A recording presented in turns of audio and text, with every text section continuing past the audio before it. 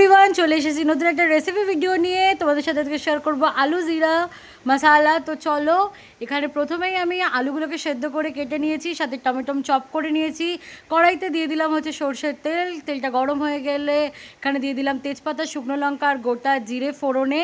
তারপরে আমি অ্যাড করে দিচ্ছি হচ্ছে আদা বাটা আর লঙ্কা বাটা, এটা একসাথে আমার বাটা আছে, তো সেটাকে আমি অ্যাড করে দিলাম। এখন দেবো হচ্ছে স্বাদ অনুযায়ী নুন, হলুদ আর হচ্ছে কাশ্মীরি রেড চিলি পাউডার। এটাকে দিয়ে এখন ভালো করে আমি নাড়াচাড়া করে নিচ্ছি, মশলাটাকে হালকা করে কষিয়ে নিচ্ছি। কষানো হয়ে গেলে এখানে অ্যাড করে দিচ্ছি হচ্ছে টমেটো। তো আমি যেহেতু স্যাটারডে বানিয়েছিলাম তার জন্য কিন্তু আমি পুরো নিরামিষভাবে বানিয়েছি। আর তারপরে আমি এখানে টমেটোটা হালকা করে কষানো হয়ে গেলে এখানে জিরে গুঁড়ো, ধনে গুঁড়ো অ্যাড করে দেবো। অ্যাড করে ভালো করে নাড়া দিয়ে নেব।